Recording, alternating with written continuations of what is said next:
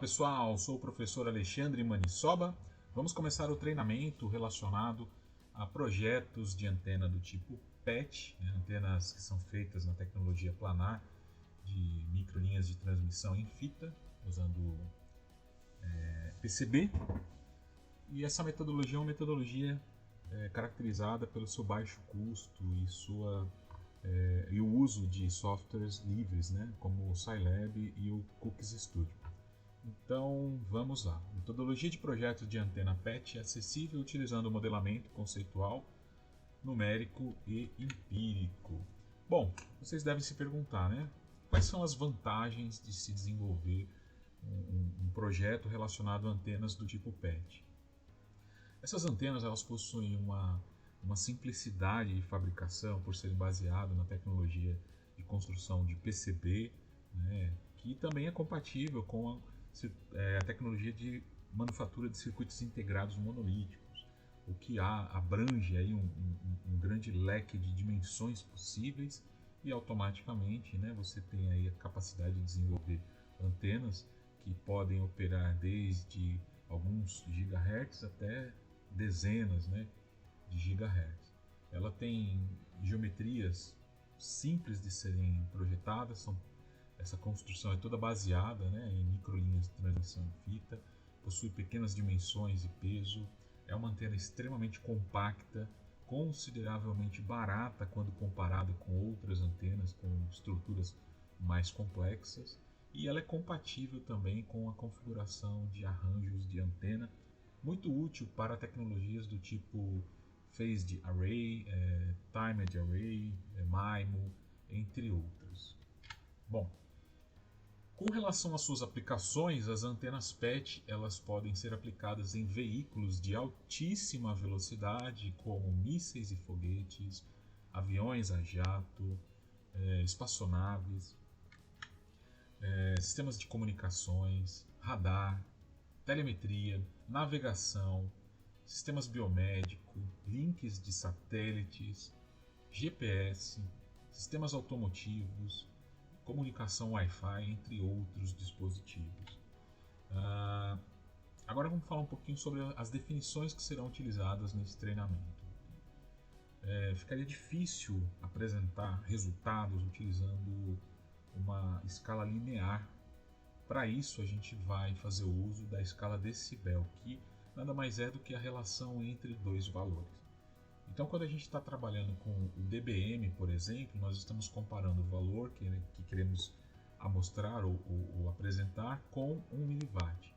Quando é dBi, estamos comparando o valor medido ou simulado com o mesmo valor que seria obtido se fosse utilizado uma antena isotrópica e assim por diante.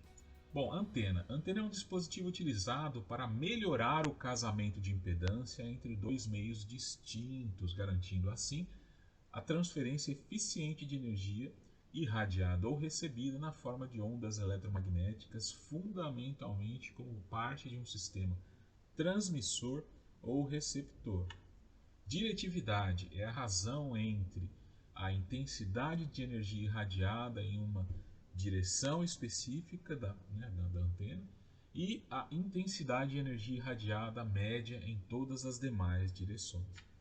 Algo muito parecido é o ganho, que é a razão entre a intensidade de energia irradiada em uma direção específica e a intensidade de energia irradiada esperada com a potência equivalente obtida pelo uso de uma antena isotrópica. E aqui ela está sendo ilustrada nessa figura, como se a antena estivesse aqui no centro da figura e ela estivesse irradiando com a mesma potência em todas as direções. A gente sabe que isso é apenas um modelo teórico.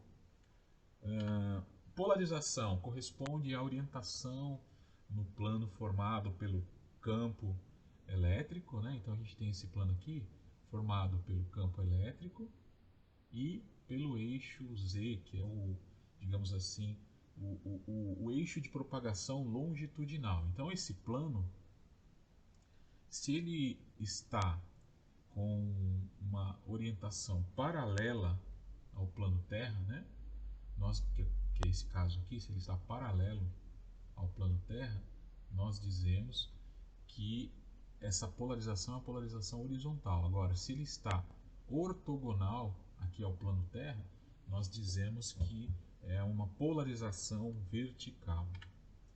Feixe de irradiação, né? A gente representa a distribuição de energia desta antena em diferentes direções através desse diagrama polar chamado diagrama de radiação. Nele nós encontramos algumas regiões, principalmente em antenas diretivas, como é o nosso caso.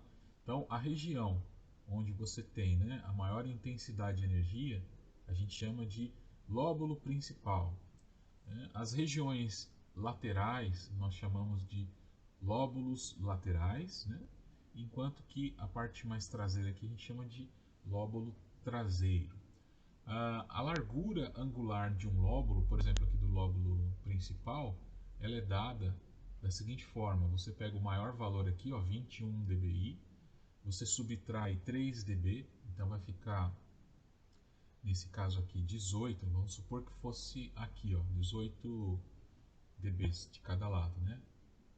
3 dB quer dizer que você reduziu, você mitigou a potência do sinal pela metade, né? Então, nesse ponto aqui, nós definimos os ângulos que vão corresponder a esse ângulo sólido aqui, esse ângulo sólido que vai representar, nesse caso aqui, a abertura angular desse lóbulo. Como aqui, né, pode ser melhor representado. São esses dois pontos aqui que determinam então essa largura angular. Então, com relação a esse feixe, né, ou a largura desse feixe, a gente pode inferir que quão menor for essa largura angular, né, mais estreito é o feixe, né, e aí ele vai colimar muita energia e também automaticamente você vai estar menos suscetível à interferência. Ao passo que quanto maior for esse ângulo, essa abertura angular, menor vai ser então as suas chances de você estar recebendo esse sinal e maior serão as chances de você receber interferência. Então, para uma antena diretiva, a gente espera que o feixe tenha uma largura angular menor o possível. Aqui a gente tem um sistema de transmissão e recepção de ondas eletromagnéticas de um sistema de rádio, representado aqui por esse diagrama, né? Então vamos falar um pouquinho de cada um dos elementos. O elemento inicial aqui é o nosso gerador de sinais. Ele vai gerar aqui na porta de saída, porta essa que tem em geral uma impedância conhecida de 50 ohms. Ele vai gerar uma onda eletromagnética guiada. Então aqui nós temos logo conectado na saída do gerador uma guia de onda na forma de um cabo coaxial ou de um amigo strip line, né? Essa guia de onda ela vai estar conectada também na porta de entrada aqui de 50 ohms de uma antena. A antena, por sua vez, ela vai ter uma transição, uma região de transição responsável pelo casamento de impedância desses 50 ohms com a impedância do meio. Se for o ar ou o vácuo, vai estar próximo a 377 ohms. Então esse casamento ele tem que ser garantido de forma que você tenha a máxima transmissão de energia possível e a mínima, né, reflexão de energia possível, que seria a energia que voltaria para o transmissor em decorrência de falta de casamento de impedância entre a antena e o meio. Uma vez que esses campos eletromagnéticos eles começam a se afastar, né, dessa antena, a gente pode dividir essa região, né, em 3 regiões, digamos assim. Uma primeira região aqui seria a região de campo próximo reativo, onde todas as linhas de campo elétrico estão fortemente condicionadas às cargas ainda presentes nas correntes superficiais da antena. Nós temos aqui uma segunda região, que é onde você começa a ter menos influência. Essa influência ela cai para menos de 50% quando comparado com a primeira região. Influência correntes superficiais na formação e manutenção, né, dessas linhas de campo elétrico. E aqui nós chamamos essa região de região de campo próximo radiante. E a terceira região, que é a mais distante, a gente chama de região de campo distante, onde os campos elétricos já não mais sofrem influência dessas cargas e toda a sua manutenção é dada, né, em função da primeira e segunda equação de Maxwell, pela própria variação dos campos eletromagnéticos.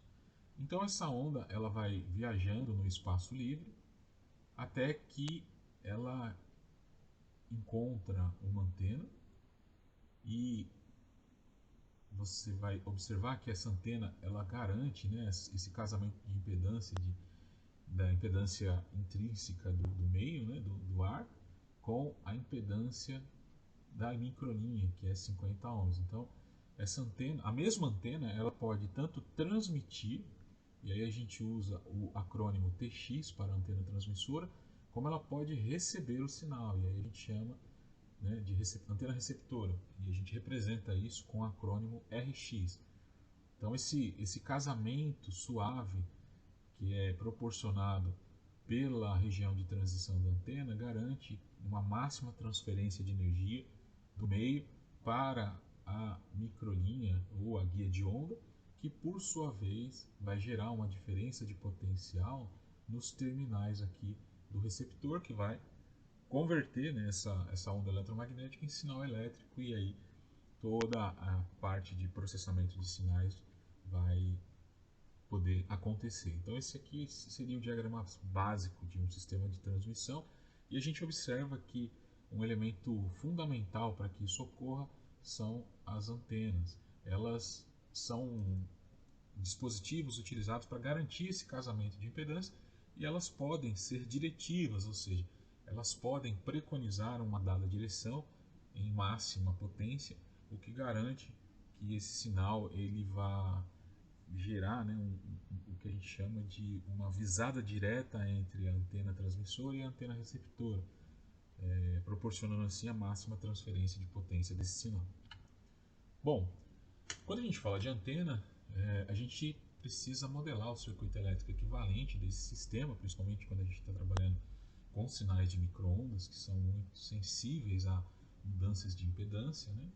E para isso a gente concebeu aqui dois sisteminhas, um circuitinho equivalente para o transmissor, um outro circuitinho equivalente aqui para o receptor. Então, a impedância intrínseca do espaço livre é dada pela relação, né, dos campos elétricos pelos campos magnéticos, ela vai ser de aproximadamente 377 ohms. Já a impedância característica de uma linha de transmissão, ela é encontrada pela razão das tensões e correntes localizadas, né, ao longo dos comprimentos de onda, né, nessa guia de onda. E o valor típico para essa impedância é de 50 ohms. Então, o desafio é garantir esse casamento de impedância. Então, se a gente for modelar o circuito equivalente, nós temos aqui um geradorzinho, que é o nosso, né, gerador do transmissor.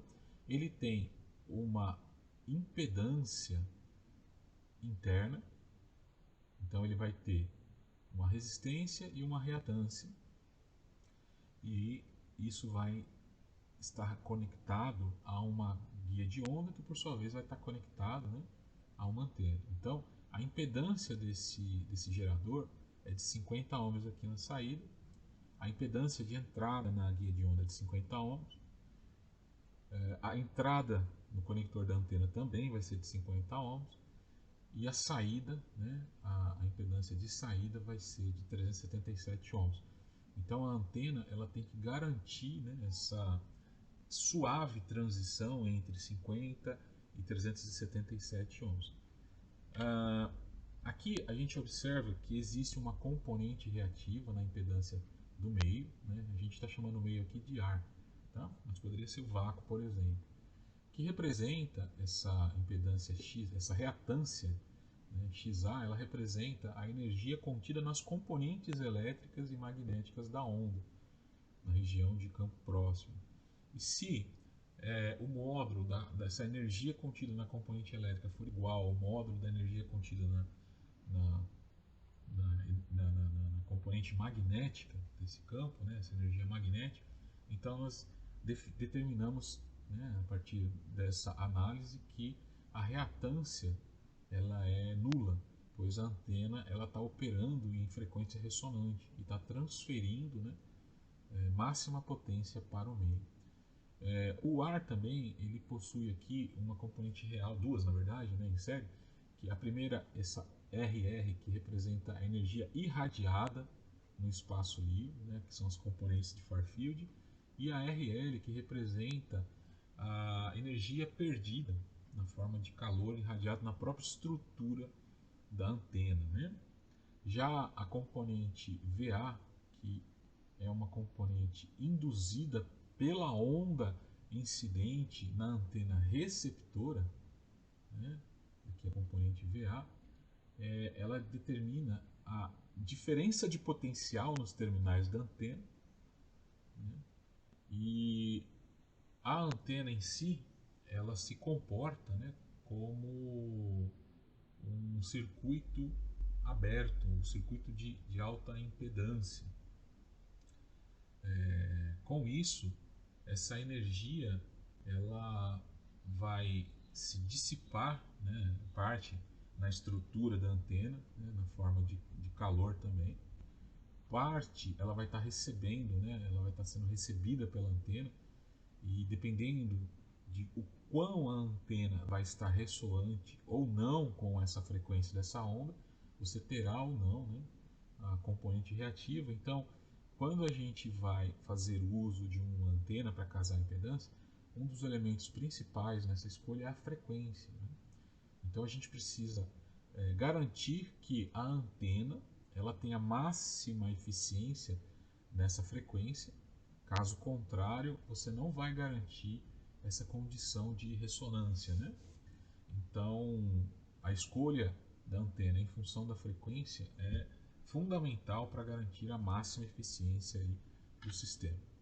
Agora vamos falar um pouquinho mais sobre as antenas planárias do tipo PET, que são feitas, né, com microlinhas de transmissão em fita.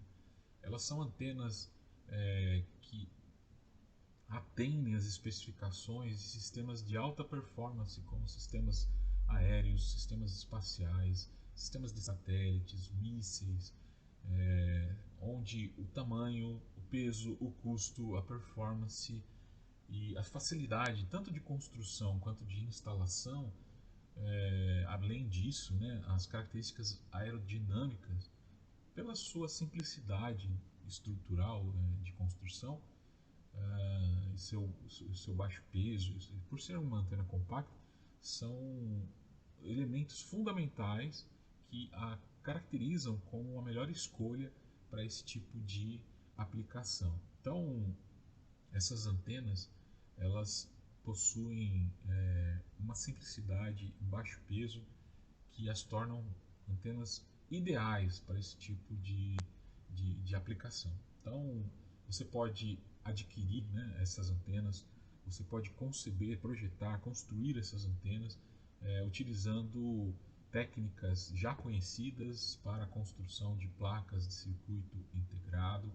Você pode também utilizar essa mesma técnica que constrói o circuito para conceber a antena, diminuindo a necessidade de cabos e conectores, porque você vai estar construindo a antena direto na placa do seu circuito. Ela é compatível com tecnologias de circuito integrados monolíticos, então você pode conceber o seu circuito integrado de comunicação, por exemplo, e embarcar dentro do próprio DAI, né, no próprio microchip desse seu circuito. Você pode projetar a sua antena PET para que ele possa operar sem a necessidade de conexões, sem a necessidade de pads especiais, de circuitos especiais para conectar o circuito integrado a uma antena mecânica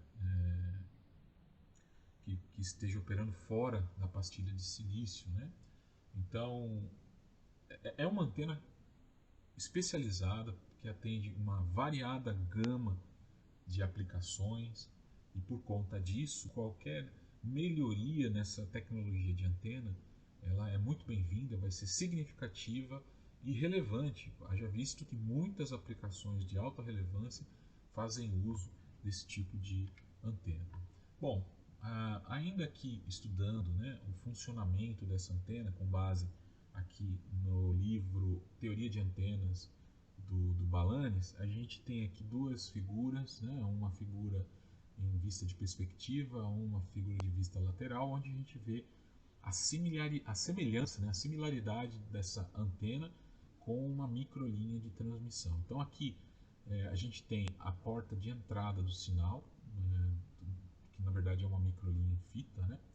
Então vamos supor, se esse substrato aqui fosse o FR4, nós teríamos uma constante dielétrica relativa, né, de 4,3 aproximadamente.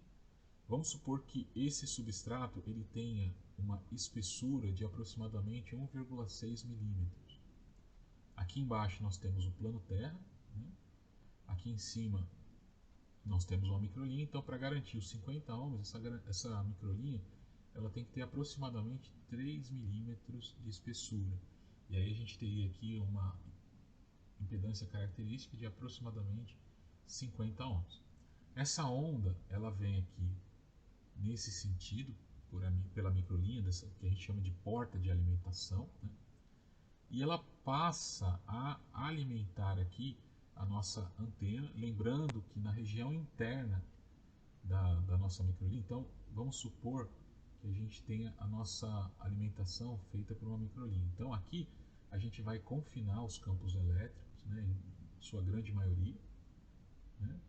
E esses campos elétricos, ao encontrarem essa região de transição, né, aqui dos 50 ohms para aqui nessa região a gente tem aproximadamente 200 ohms, né? Então nesse ponto aqui os campos elétricos eles começam a mudar a sua condição de espalhamento interno aqui do substrato de tal forma que você vai ter aqui nessa região uma impedância de aproximadamente 200 ohms. Já aqui no centro você vai ter uma condição quase que de curto-circuito, ou seja, a impedância nesse ponto tende a 0 ohms. E nessa outra região aqui a impedância volta para os mesmos 200 ohms.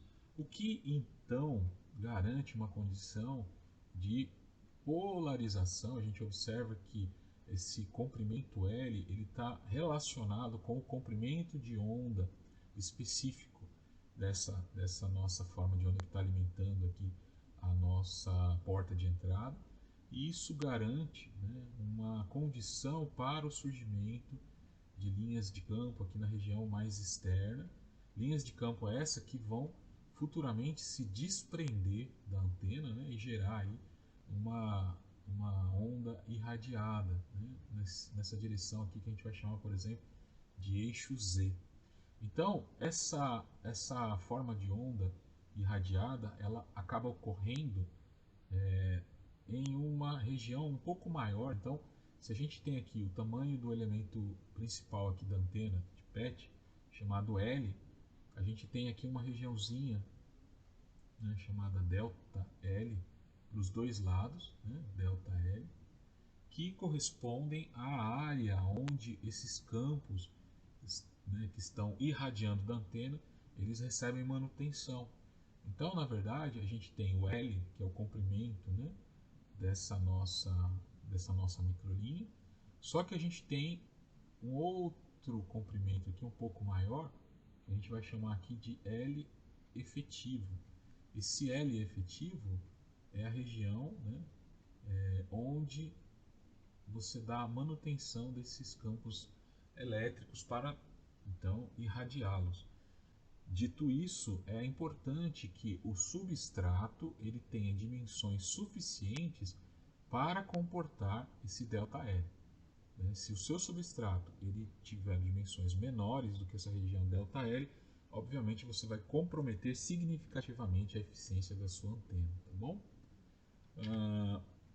As antenas PET elas podem, além, né, de ter esse tipo de alimentação aqui em microstrip line, a gente pode alimentar ela utilizando, por exemplo, alimentação traseira com coaxial, né?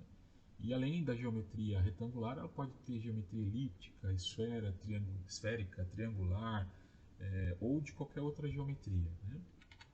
A alimentação ela pode também ser feita através de ressonadores, né, ou cavidades ressonantes. Então é uma antena muito versátil. Aqui a gente vê o circuito elétrico equivalente. Então essa região metalizada ela vai proporcionar uma indutância, né, naturalmente. Então quando a gente vai projetar o alimentador, a gente tem que levar em consideração o comprimento dele. Caso contrário, a gente pode experimentar aí uma condição ressonante no próprio alimentador, né?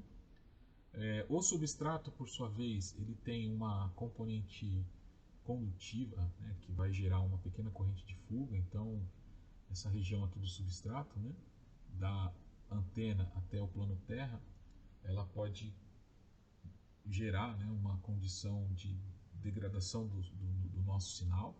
Então o substrato ele tem que ser cuidadosamente escolhido de maneira que essa condutância seja a menor possível, né?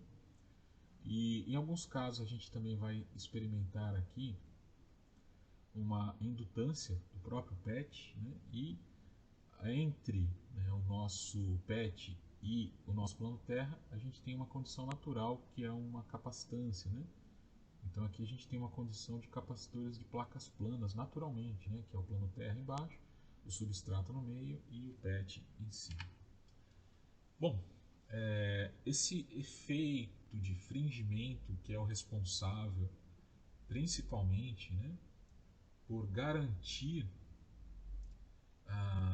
o espalhamento interno dos campos elétricos, mas a gente observa que se a gente tem aqui uma constante dielétrica relativa de 4,3. Aqui fora no ar a gente tem uma constante dielétrica relativa de aproximadamente 1.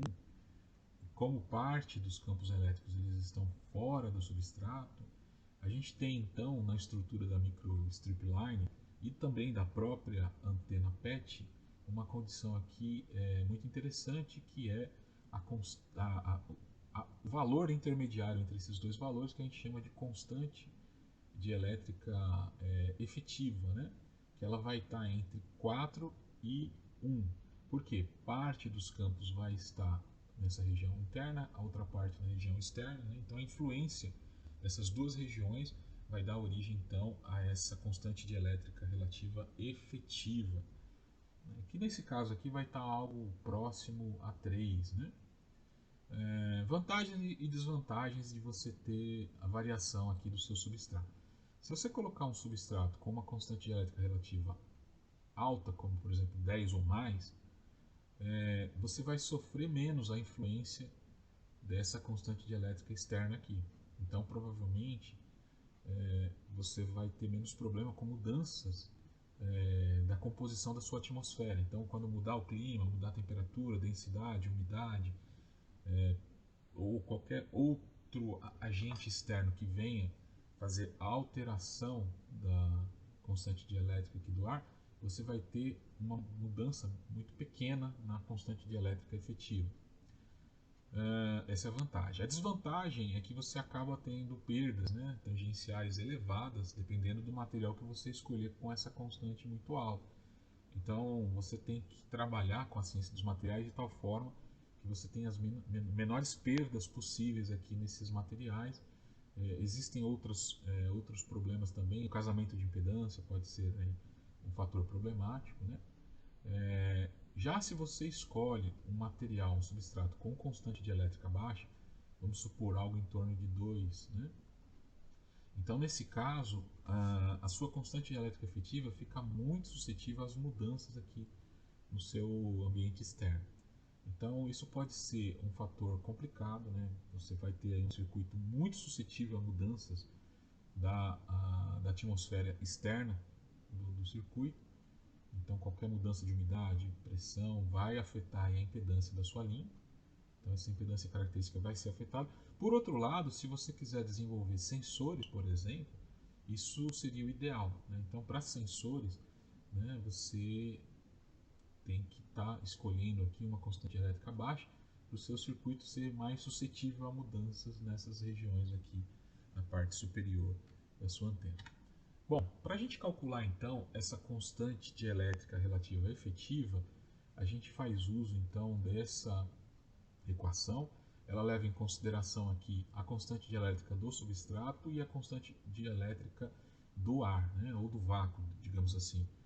Se você estiver usando essa antena em qualquer outra condição, aí você vai ter que alterar essa equação para que você encontre essa constante dielétrica efetiva corretamente, né?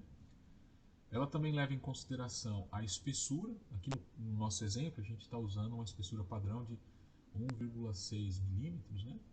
E a largura da sua microlinha, né? Então, eu falei há pouco, na minha sugestão, uma microlinha de 3 milímetros de espessura para você ter aí uma impedância característica de 50 ohms, se o seu substrato, né, ele tiver essa espessura e ele for um substrato de FR4, por exemplo, cuja constante elétrica relativa é 4,3. Então, nessas condições, esse valor aqui vai dar aproximadamente 3, né? E é um valor adimensional porque você está fazendo uma razão de uma constante, né, com ela mesma, né, com um outro número de mesma natureza, né? Então, como eu havia dito anteriormente, a gente tem o comprimento, né, real do nosso PET, mas a gente tem o que a gente chama de comprimento efetivo, que é a região que vai dar, né, maior influência na formação então desses campos elétricos que serão irradiados. Então a gente chama aqui de L efetivo essa região, que nada mais é do que o L mais duas vezes o ΔL. Para a gente encontrar esse ΔL, a gente utiliza essa equação, né? E aí com isso a gente encontra aí o nosso comprimento efetivo. A frequência de ressonância também ela pode ser calculada a partir deste L, né? Então existe uma relação direta do comprimento de onda, nossa forma de onda, e esse L. Então essa relação, aliás, é direta ao comprimento de onda, mas ela é inversamente proporcional à frequência, né? E para a gente fazer o projeto de uma antena PET, né, é importante a gente especificar a constante dielétrica relativa do material dielétrico, a frequência que a gente quer que opere a nossa antena, e também a espessura do substrato. E a partir dessas variáveis de entrada, né, eu até incluiria aqui uma variável, uma quarta variável importante também, que seria a impedância característica, que no geral a gente determina que ela é 50 ohms para que ela tenha compatibilidade com a maioria dos conectores e cabos que estão disponíveis no mercado, né? E aí a partir então desses quatro parâmetros a gente determina a largura da nossa antena e o comprimento da nossa antena, né? Então não confundir aqui o W com o W da microlinha, tá bom? O W da microlinha aqui a gente vai chamar a partir de agora de W feed, tá bom? E o W da antena a gente vai simplesmente chamar de W aqui, que é a largura da antena, e tem o L que é o comprimento da antena, né? Bom, então a gente determina a constante dielétrica relativa efetiva, né, utilizando essa equação. Depois a gente calcula o W, né, já baseado então nesse parâmetro calculado anteriormente, também baseado no nosso comprimento, né, a gente determina, aliás, a gente vai determinar esse delta L para a gente poder então encontrar o comprimento efetivo, né? E depois a gente tem aí os nossos parâmetros, né? A partir desses modelos. Vamos ver um exemplo aqui, ó. A gente quer projetar uma antena PET, né? Uma antena PET utilizando um substrato, né, com constante dielétrica de 2.2, na verdade é um RT Duroid 5880. Esse exemplo está no livro do Balanes, Teoria de Antenas, tá? A espessura é de aproximadamente 1.6 milímetros e a frequência central dessa nossa antena vai ser estabelecida para 10 GHz. Então a gente vai primeiro calcular a largura, né, esse nosso W aí vai dar né, uma dimensão de aproximadamente 11,9 milímetros, né? Vamos arredondar aqui para 12 milímetros, né? Enquanto que a constante dielétrica efetiva vai ficar aí próximo de 2, 1,97, né? O ΔL aqui calculado vai dar aproximadamente 0,1, né? Ou 0,08 centímetros, né? Que vai dar aproximadamente em milímetros, isso aí vai dar aproximadamente 1 milímetro, né? Não, vai dar 1 milímetro, 1 milímetro aproximadamente. Aí a gente vai ter aqui o L de aproximadamente 9 milímetros e o L efetivo, né? Vai dar aqui mais ou menos uns 10,7 milímetros, né? Bom, hipoteticamente aqui a gente tem duas antenas sendo representadas, né? Vale a pena lembrar que a região, né, ΔL tem que ser respeitada. Então, vamos supor, essa antena aqui tem 2 milímetros, vamos supor que o ΔL aqui ele tenha 1 milímetro aqui.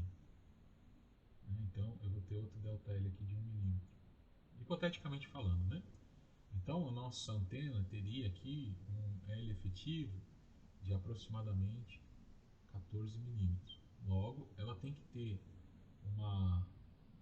um comprimento do substrato maior, né, que esses 14 milímetros, de tal forma que a gente garanta então essa região.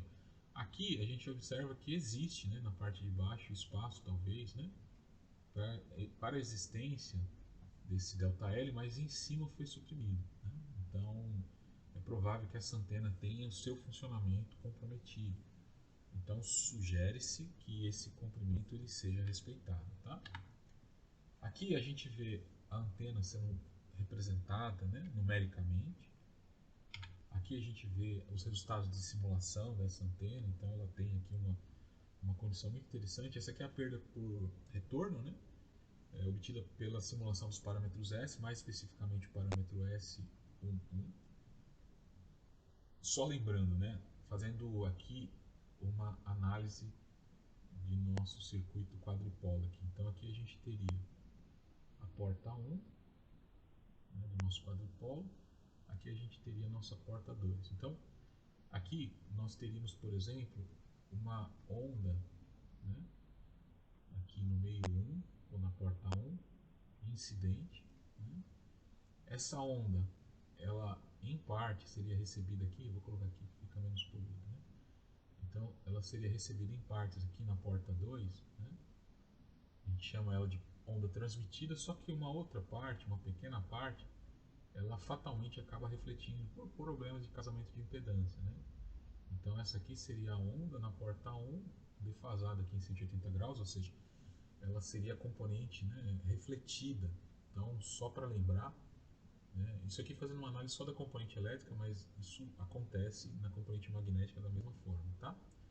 Então, nesse caso aqui, a onda transmitida, né, ou a onda que chegou na porta 2, ela mais, né, a componente que foi refletida, ela é igual, né, à onda incidente. Então, vamos colocar em módulo aqui para não confundir, né?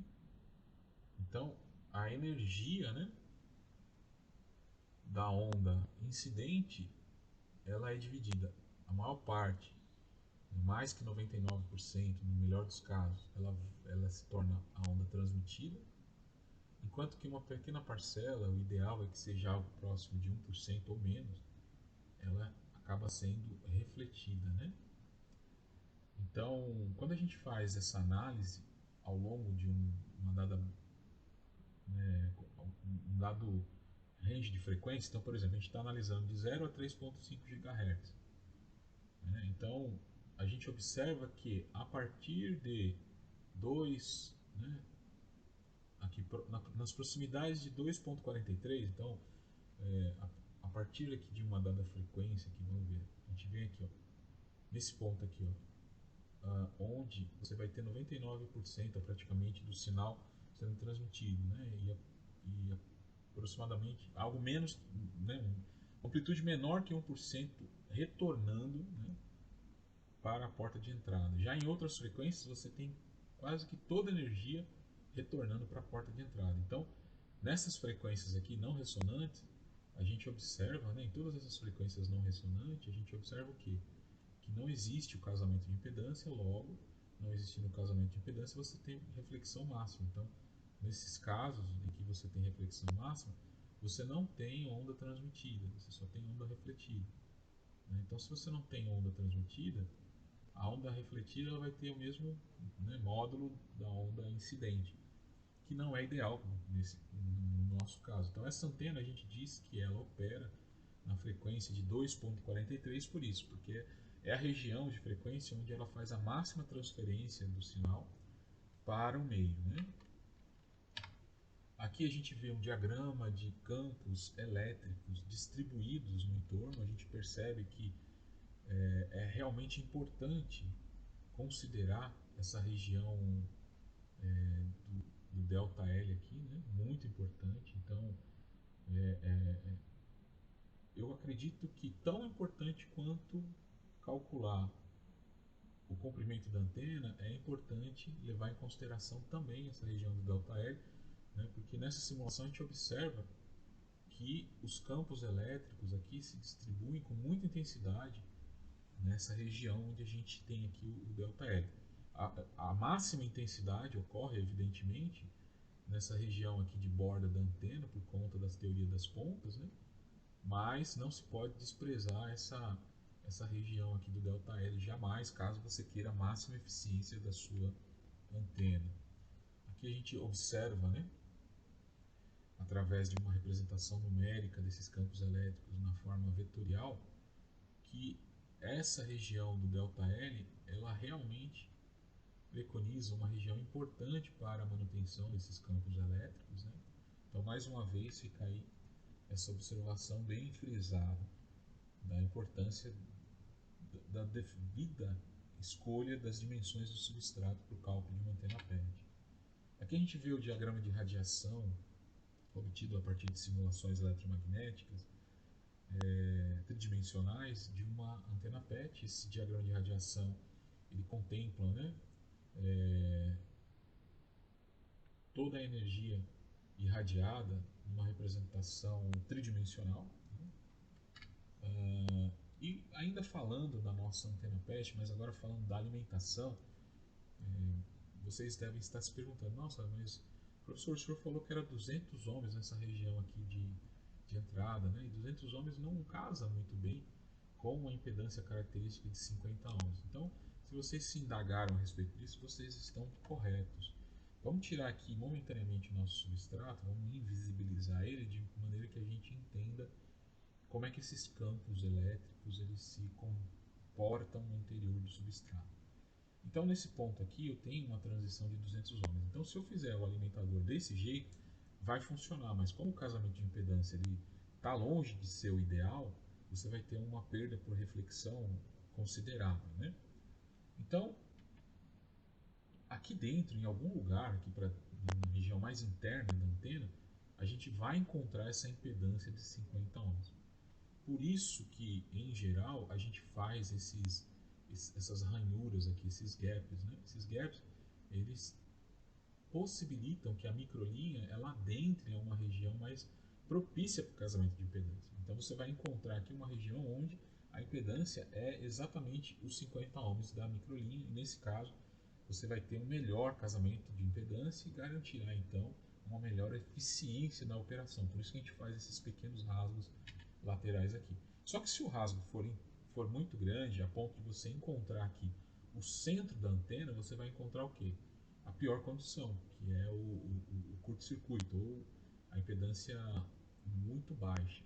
E nesse caso, não existiria a mínima possibilidade de casamento de impedância. Então, uma vez que a sua antena esteja operando, Aqui essas esferinhas, elas estão simbolizando de forma bem pobre, bem lúdica, as correntes superficiais que vão dar manutenção, né, para o surgimento desses campos. Essas linhas de campo aqui, baseadas no arcabouço de Michael Faraday, estão tentando, de forma bem lúdica, representar aí a manutenção dos campos elétricos, né? Alguns deles aí, eles estão já na região de campo próximo radiante quase, então já estão se desprendendo praticamente aí das cargas dessas correntes superficiais, né? Então a gente observa que existe, né, uma influência direta do comprimento da antena em relação, né, com uma relação direta, né, com o comprimento de onda e uma relação inversa, né, com a frequência, né? E o que a gente pode também observar é que a largura dessa nossa antena está relacionado basicamente com a amplitude do sinal, né? Então, de certa forma, essa largura ela tem uma relação com a amplitude, porque quanto mais largo, mais correntes superficiais eu consigo abarcar nesse sistema, mas é óbvio que quando eu aumento significativamente, eu acabo também aumentando a estrutura interna de funcionamento da antena, o que pode comprometer o funcionamento dela na hora de se distribuir essas correntes superficiais. Então, esse W não pode ser infinito, né? Porque você vai levar em consideração também o comprimento de onda. A corrente superficial ela tem que se espalhar, né, nesse W para que você tenha aí um funcionamento, né? Então, em geral, a constante dielétrica para o projeto ela tem que ficar entre 2 e 12 para que você tenha um projeto, digamos assim, com eficiência, né? Você possa projetar uma antena eficiente, mas isso não é impeditivo, você pode ter outros valores, desde que você trabalhe adequadamente os outros parâmetros. A frequência de operação para esse nosso projetinho aqui, em especial, né, a gente está determinando que vai ser entre 2.4 e 2.5, mas você pode atender qualquer outra frequência. A gente vai estar usando aqui nesse exemplo um substrato de 1.6 milímetros, né? E aí a gente calcula então, né, com base nesses parâmetros, a largura, né, e o comprimento da nossa microlinha. Então, para determinar a frequência a gente vai usar essa equação, para determinar a largura a gente vai usar essa outra equação, para determinar a constante elétrica efetiva, a relativa e efetiva, a gente usa essa equação aqui, né? Para determinar o ΔL e assim encontrarmos o L efetivo, a gente utiliza essa equação, né? E aí a gente calcula o L efetivo, que é a região importante de se manter livre, né, e atendida pelo substrato, de maneira que a gente possa aumentar a eficiência de operação da nossa antena. Né? E agora a gente vai fazer o que? A gente vai, com base nesses modelos numéricos, a gente vai idealizar essa antena, mas não com a metodologia lápis e papel, porque senão ficaria muito oneroso. Talvez, de forma pedagógica, você possa pausar o vídeo nesse ponto, né, voltar e fazer esses cálculos para, vamos supor, para uma frequência. Vamos supor que a gente determine que a gente quer fazer uma antena para uma frequência de 1.5 GHz, né, que o nosso substrato que a gente vai escolher, ele vai ter um epsilon R de 4,3 e ele vai ter uma espessura de 1.6 milímetros. E a gente determina que a gente quer uma impedância característica na nossa microlinha, na nossa alimentação de 50 ohms. Então vamos supor que esses sejam os dados, né, de entrada do nosso modelo matemático para a gente obter então os parâmetros de construção da antena, que é o L e o W. Então vamos supor que essa é a condição. Então fica aí a sugestão para vocês calcularem, né? Deem um pause então no vídeo e façam agora o cálculo para obter, né, o epsilon efetivo, o L, o W, o L efetivo. E aí depois você continua, porque agora a partir desse ponto a gente vai fazer esse cálculo utilizando métodos numéricos. Mais especificamente a gente vai utilizar o MATLAB, vamos utilizar também o Scilab, mais à frente a gente vai estar usando o Cookies Studio e eu ainda vou dar alguns exemplos de cálculo numérico utilizando ferramenta web e o Cookies normal, tá bom?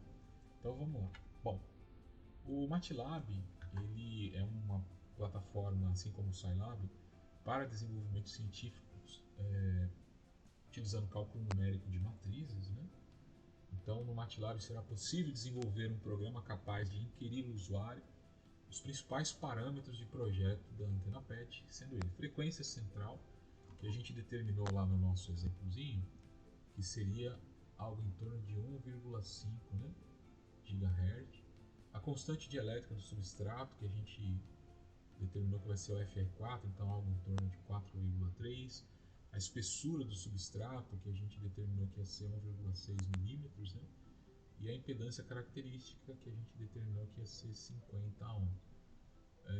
Professor, eu posso determinar outros parâmetros? Pode. A ideia é que você possa utilizar esse modelo, esse algoritmo, né? Ou esse script, esse programa, para dar origem à mais variada gama de antenas PET de forma bem rápida e eficiente.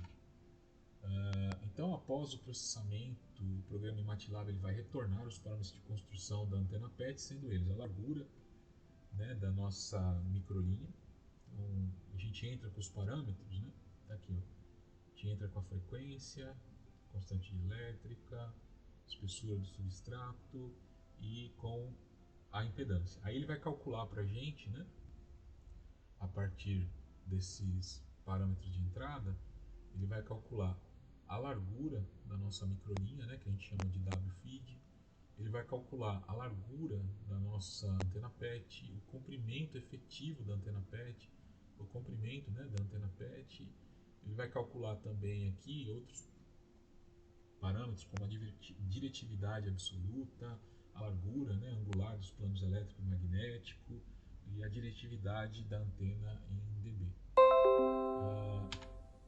Adicionalmente, o programa de MATLAB ele vai plotar dois gráficos bem importantes, que é o diagrama de radiação e os diagramas dos padrões de espalhamento dos planos elétrico e magnético, como é ilustrado aqui na figura. E, para além desses dois diagramas, o programa vai plotar também, né, o desenho da antena em escala. Então, se você usar o zoom, você vai conseguir encontrar todas essas medidas aí para fazer o projeto da sua antena. Tá aqui o código, né? Vamos falar um pouquinho do código em MATLAB. Esse código, pessoal, ele está disponível aqui no site do LabMax, tá bom? Ele vai estar junto com vários outros códigos. Nessa página aqui é o último código, o último ou penúltimo código. Ele está lá no final da página, tá bom? Ele é baseado no programa MicroStrip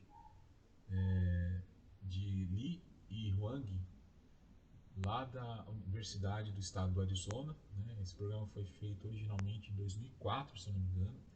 Ele pode ser encontrado no CD que acompanha o livro, programa original, né?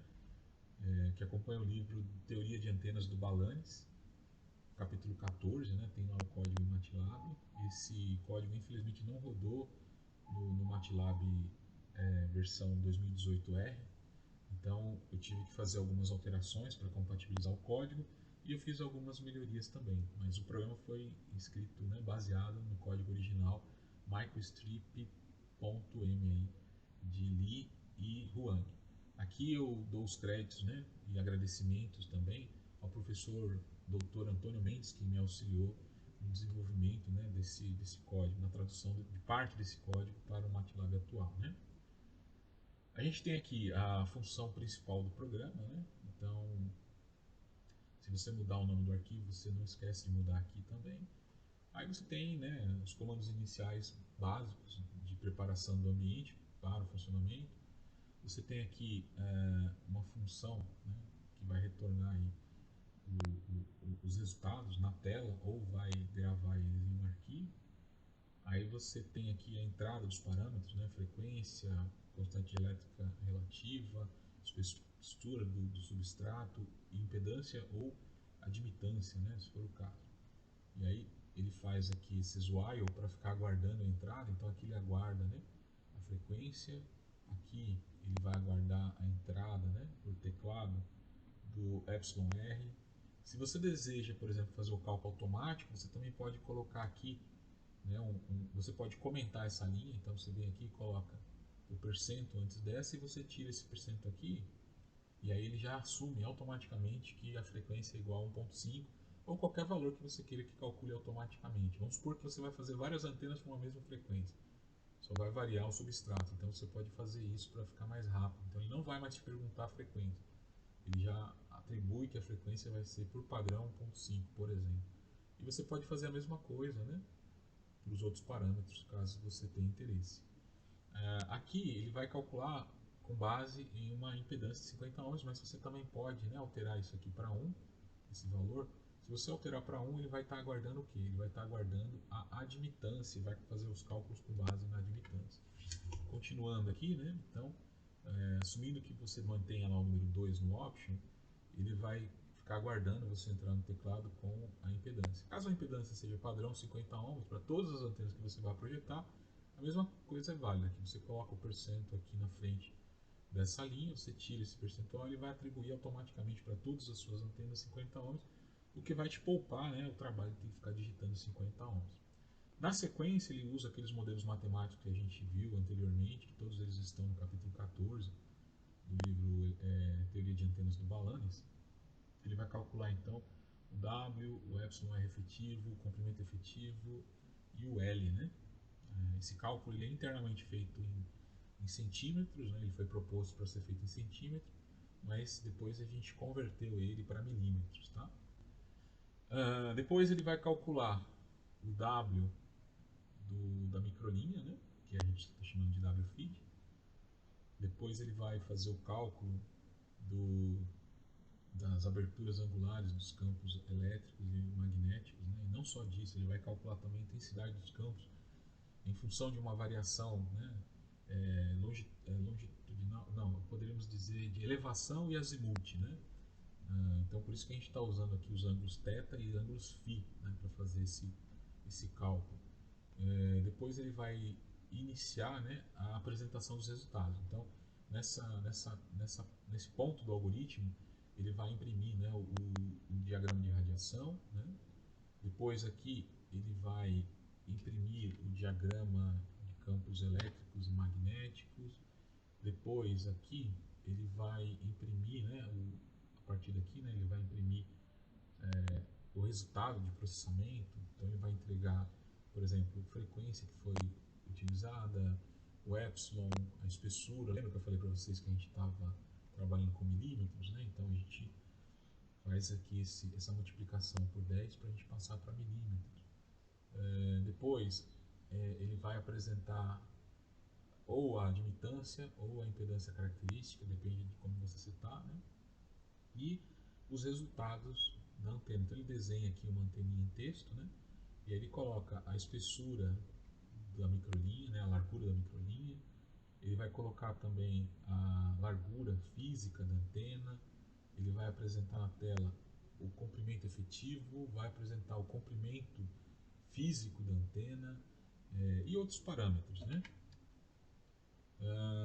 Depois ele vai abrir uma terceira figura para desenhar a antena em escala, né? Aí aqui, pessoal, isso aqui foi adicionado, né? Foi, digamos assim, entre outras, essa foi uma forte contribuição minha aqui nesse código. E aqui tem a explicação de todas as variáveis que são utilizadas e a posição dessas variáveis está aqui comentada aqui nessa figura, de como ele calcula e como é que ele apresenta esses valores. Inclusive, ele calcula aqui esse L, né, do feed, né, que a gente está chamando de LAF. Ele explica aqui como é que é calculado, tá vendo? O LAF, tá vendo? Esse LAF aqui, ele vai ser igual a uma quinta parte, né, do comprimento físico da antena, né?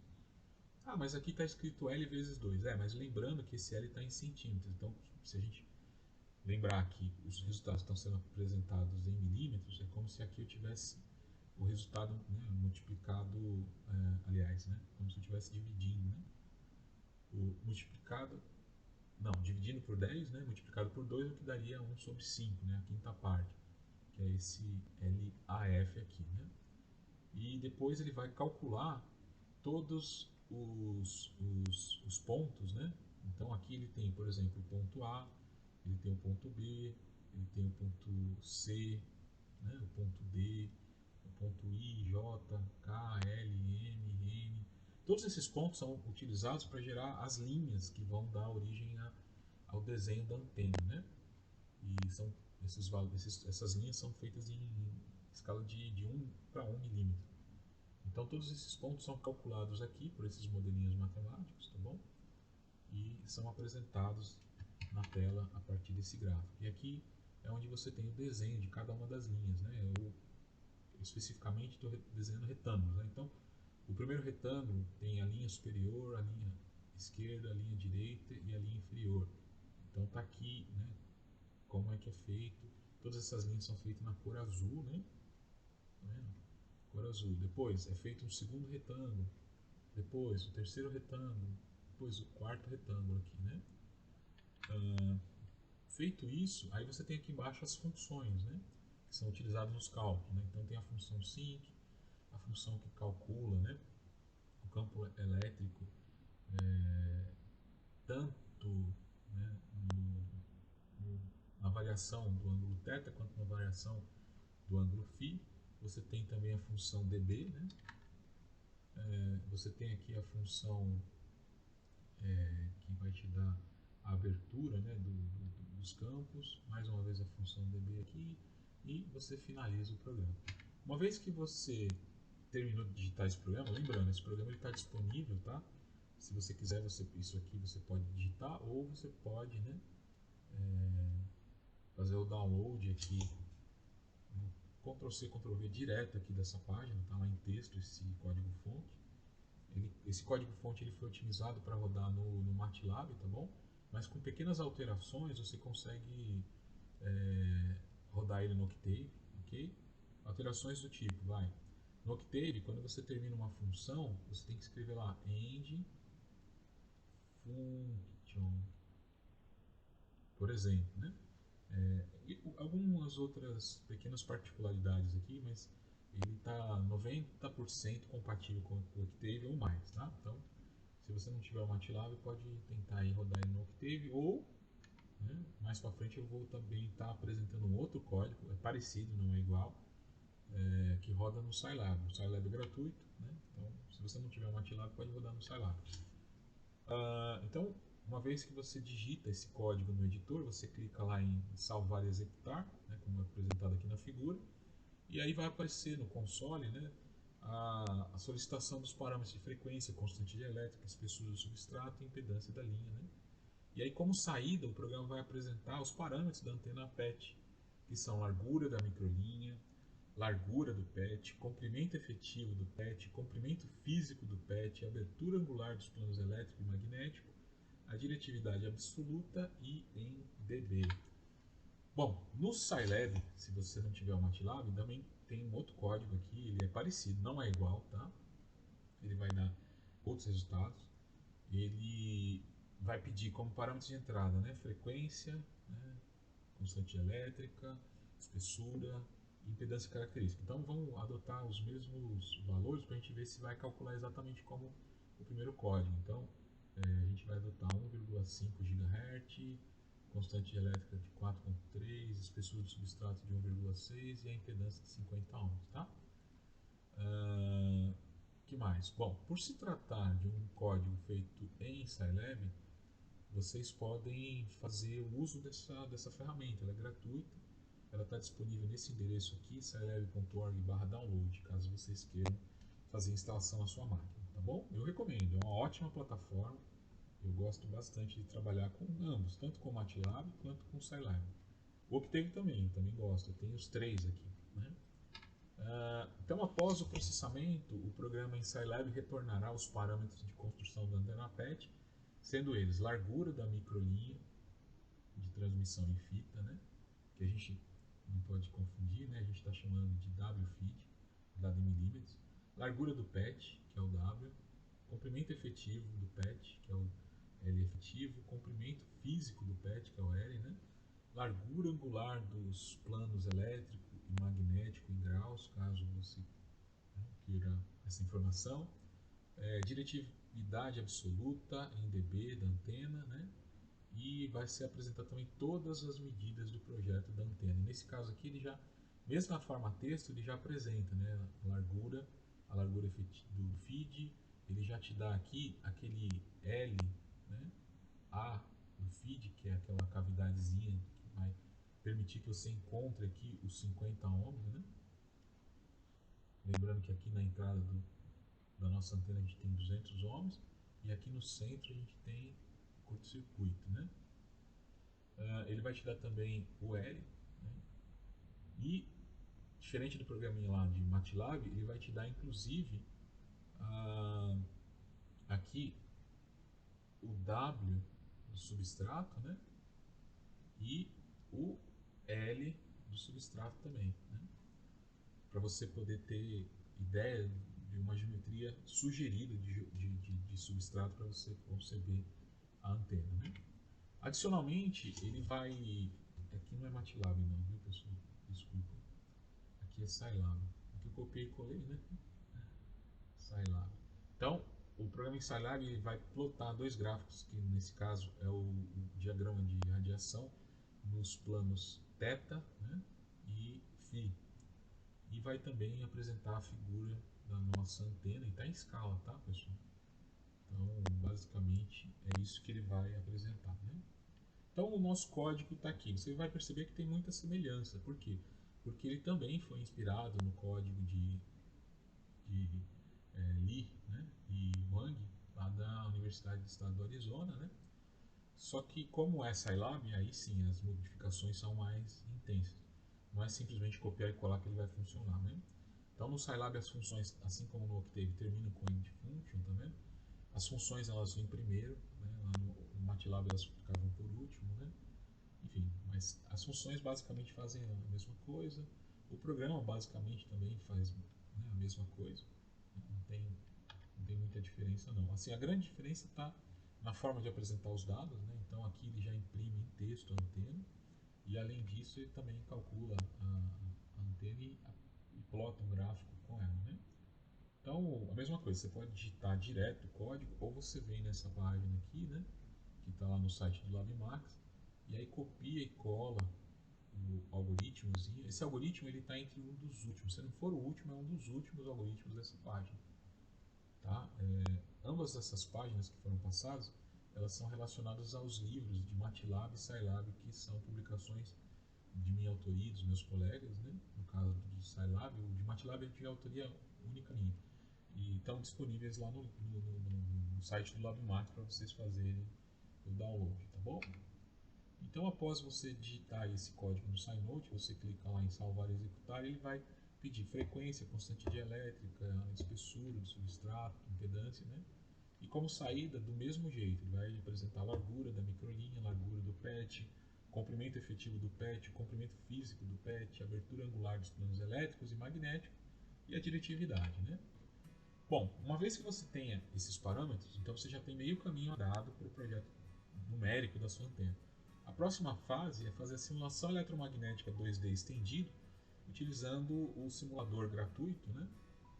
Cookies Studio, na sua versão número 4, porque ela consegue fazer simulação tanto do esquemático quanto do layout, que é muito importante para a gente obter então a perda por retorno e a carta de Smith da nossa antena. Então, com base nesses parâmetros, a gente, né, utiliza aí o cookies, que pode ser encontrado gratuitamente nesse endereço aqui. Ó. Então, caso você queira instalar ele no seu computador, cookiesstudio.de/download. Você instala ele na sua máquina e aí é só seguir esse passo a passo. A gente vai lá na pasta bin, né, onde você descompactou a pastinha do Cookies Studio, e aí a gente executa o programa cookies.exe.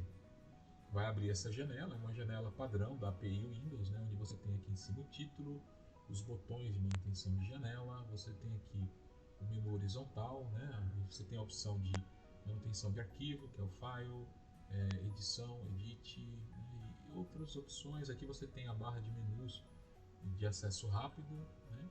Aqui você tem o navegador de componentes, o navegador em si, né? Então você pode navegar em projetos, você pode navegar em componentes, bibliotecas, e aqui você tem a área de trabalho aqui achurada em amarelo e com esses grids aqui, né? Bom, para a gente criar então a nossa simulação da antena, a gente inicia um novo projeto clicando aqui em New, né? Depois que a gente clicou em New, a gente coloca um nome, né? Aqui eu estou colocando antena pet, você escolhe o nome que você quiser, clique em Create, ele vai criar então o nosso projetinho, né? Antena pet, tá aqui, né? Depois você vai clicar em componentes, né? Aí você vai selecionar linhas de transmissão aqui nesse menuzinho de cortina, tá? E depois você vai selecionar o substrate, né? Para a gente poder determinar os parâmetros do substrato. Então, uma vez que você escolhe o substrate, você vai definir numericamente os parâmetros desse material, né? Como está aqui. Você pode clicar duas vezes nele, vai abrir essa janelinha e você coloca os parâmetros. Então, o εr 4.3, a espessura 1.6, a espessura do filme metálico de cobre 20 micrômetros, perda tangencial, resistividade, entre outros parâmetros. Então, sugiro que vocês copiem esses parâmetros aí, tá bom? Pausem o vídeo. Depois, a gente vai utilizar todos aqueles parâmetros que foram calculados no MATLAB. Se você quiser calcular com metodologia lápis e papel, pode fazer também, não tem nenhum problema não, tá, pessoal? Mas a grande vantagem aqui no MATLAB ou no Scilab, né, a gente tem a possibilidade de estar utilizando modelos numéricos para calcular, por aproximação, o diagrama de radiação, né? Toda essa teoria para fazer esse cálculo vocês encontram lá no livro Teoria de Antenas do Balanos, tá bom? Então aqui, ó, detalhe, aqui a gente tem a tela do resultado do script que roda no MATLAB e aqui a tela com o resultado do script que roda no Scilab, tá? Para a gente entender o processo de montagem, né, do circuito equivalente da nossa antena PET proposta, a gente observa que aqui na figura A gente tem a antena, ela está sendo representada por segmentos de microlinhas de transmissão em fita, né? Então aqui eu tenho o primeiro segmento que representa o feed, eu tenho um segmento aqui em T que vai unir o feed com a antena, a gente tem um outro segmento aqui, né, que vai um para cada lado, que representa a conexão com esses T's aqui, ó, que por sua vez estão conectados com esses outros segmentos, e aí no final de cada extremidade aqui, ó, a gente tem terminações, né?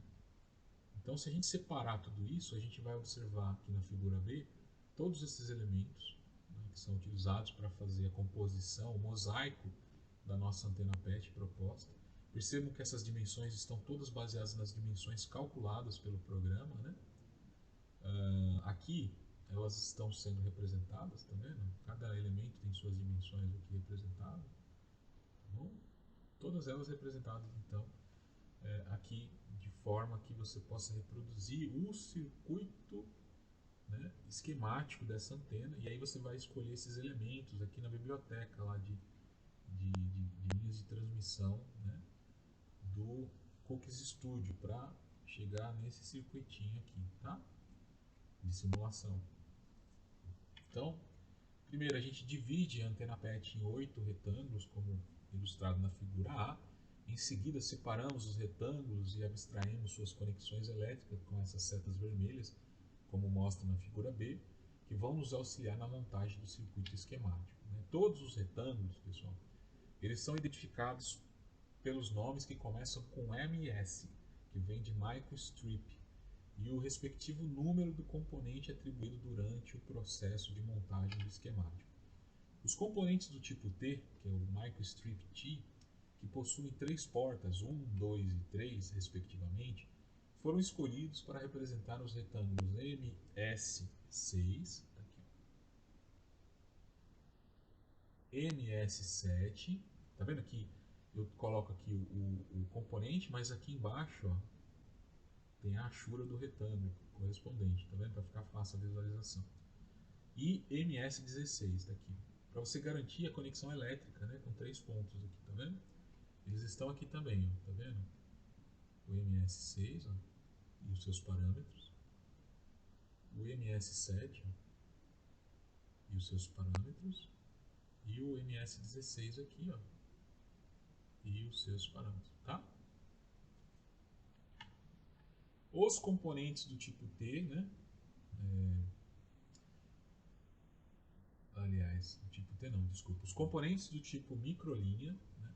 Eles possuem duas portas, a porta 1 e a porta 2, e foram escolhidos para representar os retângulos MS1, vamos lá, ó, MS1, que é a microlinha do feed, MS4, cadê o MS4?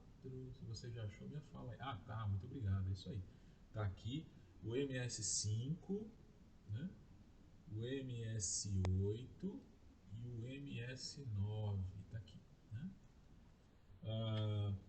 Por fim, os componentes de terminação de microlinha, que se chama lá na biblioteca de Microstrip Open, que possuem apenas uma porta, foram escolhidos para representar os retângulos MS10, MS11, MS14 e MS15. Então vamos encontrar eles aqui. MS10 está aqui, MS11, MS14 e o MS15.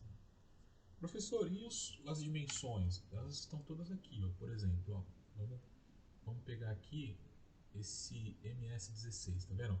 A porta 1 dele tem 38 milímetros. Né? Por quê? Ó, se a gente voltar aqui, ó, aqui dá pra ver. Ó, vamos voltar mais um pouco. Aqui, ó. Por que tem 30? Ó, a porta 1. Então, essa aqui é a porta 1 dele. Ela tem 38 milímetros, tá vendo? Porque é o tamanho dela. Tá vendo? 38 milímetros. A porta 2. Então, vamos supor que a porta 2 seja essa aqui, ó. Ela tem que ter 3 milímetros, tá vendo? E a porta 3, que é essa outra porta aqui, ó, ela tem que ter os mesmos 38 milímetros, tá? Então, é por isso que tem esses valores aqui, ó. Ah, ao contrário, né? A porta 2 ela está aqui, então tem 38 milímetros também. A porta 3, que é aqui embaixo, tem que ter 3 milímetros para ter a mesma largura, né? Do feed de alimentação. Tudo bem? É assim que a gente determina todas essas larguras aqui, ok? Então, uma vez que você terminou, né, de conceber esse circuitinho aqui lá no seu Cookies Studio, né, você vai agora precisar criar aqui a simulação que você vai fazer, né? O curso faz diferentes tipos de simulação. Nesse caso, a gente vai fazer simulações dos parâmetros de espalhamento, né? O S vem de Scattering Matrix, ou matriz de espalhamento. Então, a gente vai simular, né, essa matriz de espalhamento de 1 até 2 GHz, e a gente vai analisar 501 frequências desse range aí, tá bom? Então, adicionalmente, você deverá adicionar uma fonte na porta 1, que é chamada Power Source, está lá na livraria, né? Que será disponível no grupo Source da aba Componentes. Esta fonte deverá estar conectada à porta de entrada do retângulo MS1, o retângulo que representa a microlinha. Então você vai ter que conectar ela aqui na porta de entrada, tá? Como está ilustrado aqui, ó, você vai conectar ela desse jeito aqui, tá? Tá vendo? A fonte está aqui, ó.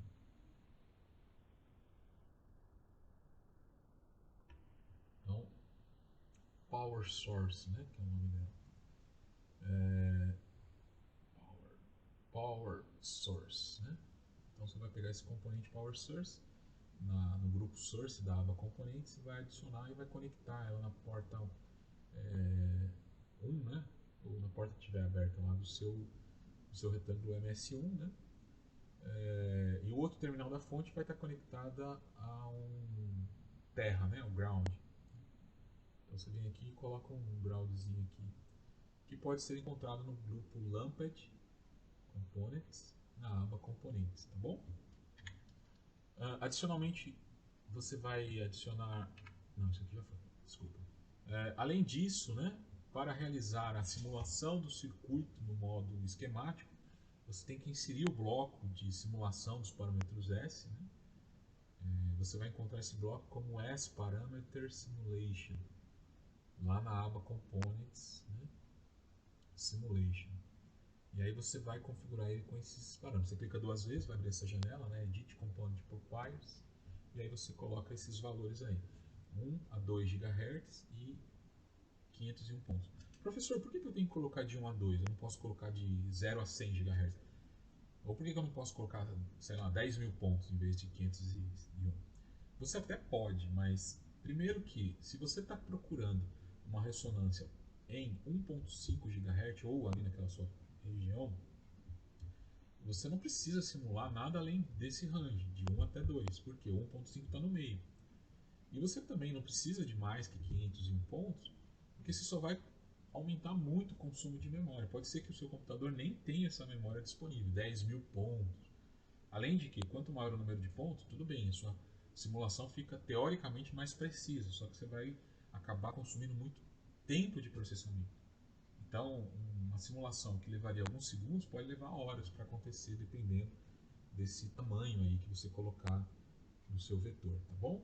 Então, depois que você fez essa configuração, né, para você visualizar os resultados das simulações no modo esquemático, você tem que ir no grupo Diagramas, lá da aba Components, e adicionar a carta de Smith, né, como é visto aqui na figura, e as configurações estão aqui, tá? Você vai colocar a carta de Smith e você vai colocar no gráfico o parâmetro S1 e você vai colocar também o diagrama retangular, como é visto aqui na figura, tá bom? E a mesma coisa.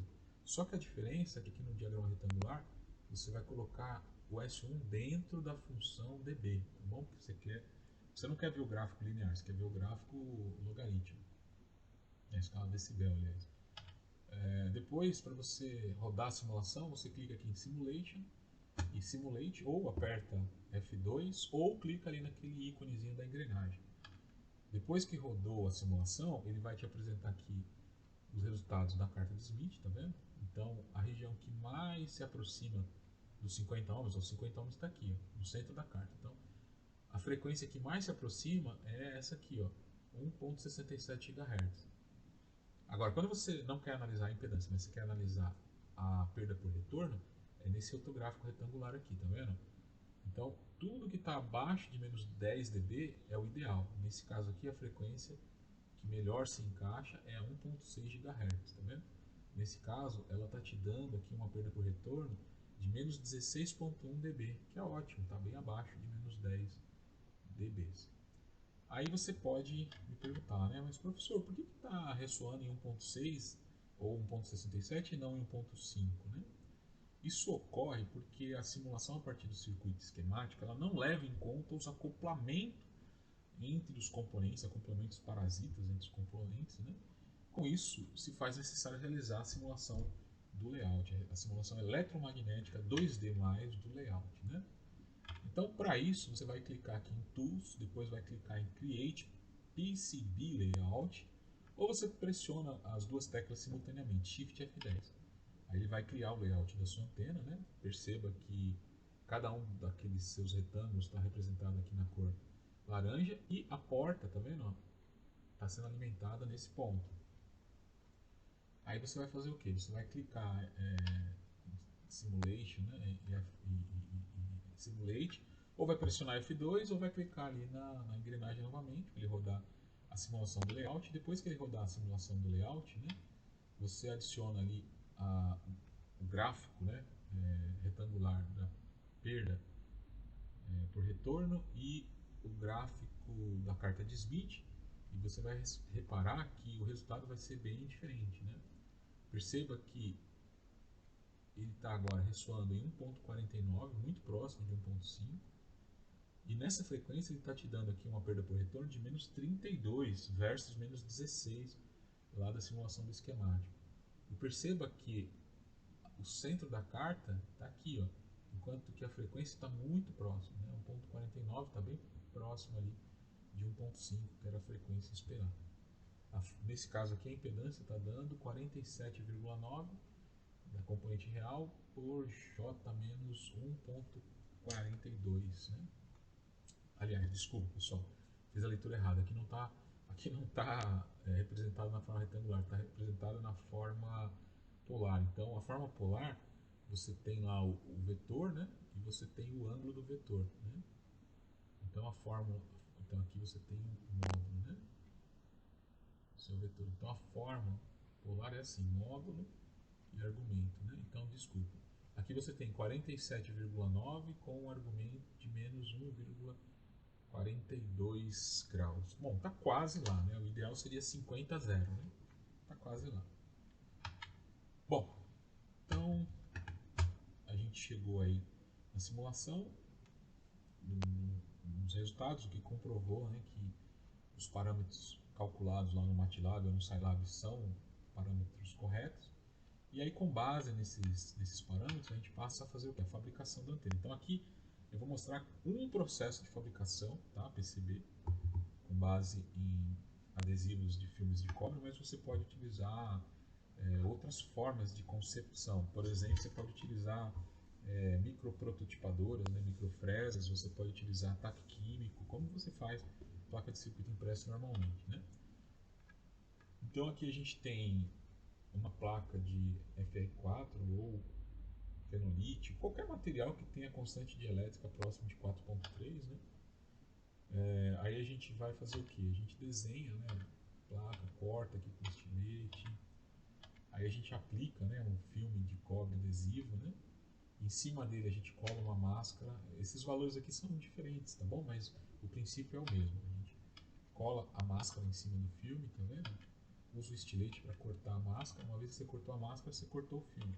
Aí você remove o cobre excedente, solda o conector e aí sua anteninha está pronta, né? Outras formas de você projetar a antena PET. Você pode utilizar essa ferramenta aqui do site Pasternak, né? Para fazer esse cálculo, esse site usa as mesmas equações, né? A única coisa que ele não vai calcular para você é aquele LAF, mas já dá aí uma boa aproximação, porque ele vai te entregar o W e o L da antena.